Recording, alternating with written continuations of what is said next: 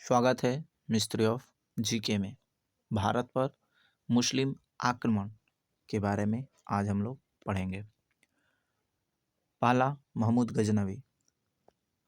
1908 ईस्वी में मोहम्मद गजनवी ने गजनी का सुल्तान बनने के बाद भारत पर आक्रमण करने का निश्चय किया। इसके दो कारण थे: इस्लाम के धार्मिक विचार को फैलाना एवं भारत से धन प्राप्त करना।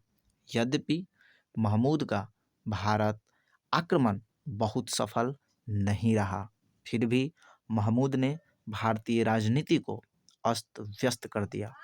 इसमें समझने वाली बात है कि मोहम्मद गजनवी ने 998 ईस्वी में गजनी का सुल्तान बनने के बाद भारत पर आक्रमण किया।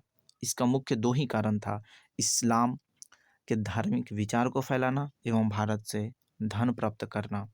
ये भारत पर आक्रमण तो किया, किंतु ये सफल नहीं रहा। इसके बाद भी भारतीय राजनीति को यह अस्त व्यस्त कर दिया। दूसरा पॉइंट है, महमूद का पहला आक्रमण भारत के सीमांत प्रदेशों पर 1000 ईस्वी में हुआ। महमूद का पहला आक्रमण भारत के सीमांत प्रदेशों पर 1000 ईस्वी में हुआ। महमूद का सबसे अधिक प्रतिरोध हिंदू शाही वंश को करना पड़ा। इसका महत्वपूर्ण आक्रमण 1018 ईस्वी में चंदेलों के विरुद्ध हुआ। इस समय चंदेल राजा विद्याधर थे। महमूद का सबसे महत्वपूर्ण आक्रमण 1025 ईस्वी से 1026 ईस्वी में सोमनाथ मंदिर पर हुआ। इस समय गुजरात के शासक भीम द्वितीय थे। महमूद का अंतिम आक्रमण सीमांत प्रदेशों पर 1027 ईस्वी में हुआ। महमूद ने भारत पर 17 बार आक्रमण किया। मोहम्मद गजनवी के दूसरे पॉइंट में हम लोग समझेंगे कि मोहम्मद का पहला आक्रमण भारत के सीमांत प्रदेशों में 1000 ईस्वी में हुआ था। महमूद का सबसे अधिक प्रतिरोध हिंदू शाही वंश को करना पड़ा। इसका महत्वपूर्ण आक्रमण 1018 से 1019 ईस्वी में चंदेलों के विरुद्ध हुआ। इस समय चंदेल राजा विद्याधर थे। महमूद का सबसे महत्वपूर्ण आक्रमण कब हुआ? 1025 से 26 ईस्वी में सोमनाथ मंदिर पर हुआ। इस समय गुजरात के शासक भीम द्वितीय थे। सबसे महत्वपूर्ण और अंतिम सीमांत प्रदेशों पर 1027 ईस्वी में हुआ। महमूद ने भारत पर 17 बार आक्रमण किया। उसके बाद हम लोग मोहम्मद गौरी के बारे में समझेंगे। मोहम्मद गौरी गयासुद्दीन मोहम्मद 1173 ईस्वी में गौर साम्राज्य का शासक बना तो अपने भाई शहाबुद्दीन को गजनी का गवर्नर बनाया। यही शहाबुद्दीन इतिहास में मोहम्मद गौरी के नाम से प्रसिद्ध हुआ। अर्थात मोहम्मद गौरी का भाई गयासुद्दीन मोहम्मद गौरी ने गौर साम्राज्य का शासक बना और उसने अपने भाई मोहम्मद गौरी अर्थात शहाबुद्दीन को गजनी का गवर्नर बनाया। दूसरे पॉइंट में समझेंगे, मोहम्मद गौरी ने गोमल दर्रा होकर सर्वप्रथम मुल्तान और उच्च पर अधिकार कर लिया। 1178 ईस्वी में गौरी को गुजरात के भीम द्वितीय ने अबू पर्वत के निकट हरा दिए। मोहम्मद गौरी ने जब सर्वप्रथम भारत पर 1178 ईस्वी में गुजरात के पे आक्रमण किया तो गुजरात के भीम द्वितीय ने अबू पर्वत के निकट उसको हरा दिए। तीसरे पॉइंट में मोहम्मद गौरी ने पंजाब पर आक्रमण 1184 ईस्वी से 85 ईस्वी में मोहम्मद गजनवी वंश के अंतिम शासक खुसरो मलिक को परास्त कर उस पर अधिकार कर लिया। मोहम्मद गौरी ने पंजाब पर आक्रमण किया। गुजरात पे विजय नहीं होने के बाद उसने पंजाब पे आक्रमण किया। उसने मोहम्मद गजनवी वंश के अंतिम शासक खुसरो मलिक को परास्त कर उस पर अधिकार कर लिया। अगले पॉइंट में मोहम्मद गौरी का सबसे महत्वपूर्ण युद्ध तराई का प्रथम एवं तराई का द्वितीय युद्ध था।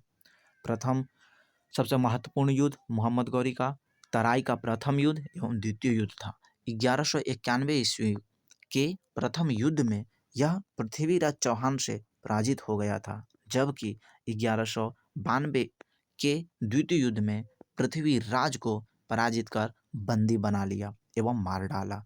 1192 के विजय के बाद गौरी भारत को जिम्मेदारी अपने विश्वसनीय गुलाम ऐबक को सौंपकर स्वदेश लौट गया।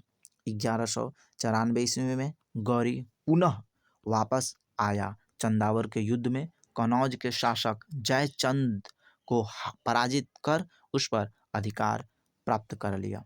1202 ईस्वी में एक साधारण तुर्की सेनापति बख्तियार खिलजी ने बंगाल, बिहार पर अधिकार कर लिया। इसने ओदंतपुर, नालंदा एवं विक्रमशिला विश्वविद्यालय को नष्ट कर दिया और वहां निवास करने वाले बौद्ध भिक्षुओं को मार डाला। गौरी का अंतिम आक्रमण 1205 ईस्वी में खोखरों के विरुद्ध दबाने के लिए किया। विजय के बाद वापस मोहम्मद गौरी लौटते समय 1206 ईस्वी में इसकी हत्या कर दी गई। अब दिल्ली सल्तनत के अधिकांश शासक तुर्क था। इसका मातृभाषा तुर्की था एवं सरकारी कामकाज की भाषा फारसी था। कुछ महत्वपूर्ण इतिहासकार एवं इसके ग्रंथ। अलबरूनी यह महमूद गजनवी के साथ भारत आया था। इसका प्रथम ग्रंथ किताब उल हिंद है। मोहम्मद गजनवी के साथ अलबरूनी भारत आया था, जिसका प्रथम ग्रंथ किताब उल हिंद है। कुतबी यह महमूद गजनवी का दरबारी इतिहासकार था। यह भारत नहीं आया था। इसकी प्रमुख पुस्तक तारीख ए यामिनी है। फिरदौसी महमूद गजनवी का दरबारी कवि था। इसने शाहनामा नामक पुस्तक की रचना की। मिनहाज उल सिराज इसने तबकाते नासरी पुस्तक की रचना की। जियाउद्दीन बरनी तारीख ए फिरोज शाही एवं फतवा ए जहानदारी पुस्तक लिखी। जियाउद्दीन बरनी तारीख ए फिरोज शाही एवं फतवा ए जहांदारी पुस्तक लिखी। अमीर खुसरो खजाएन उल फुतूह एवं तुगलकनामा पुस्तक की रचना की। अमीर खुसरो खजाएन उल फुतूह एवं तुगलकनामा पुस्तक की रचना की। इब्न बत्तूता अफ्रीकी या मोरक्को निवासी 1333 ईस्वी में मुहम्मद बिन तुगलक के दरबार में आया। इसने किताब उल रेहला पुस्तक की रचना की। शम्स ए सिराज तारीख ए फिरोज शाही ग्रंथ की रचना की। अली अहमद चचनामा की रचना अरबी भाषा में किया। फिरोज शाह तुगलक इसने अपनी आत्मकथा फतुहाते फिरोज शाही की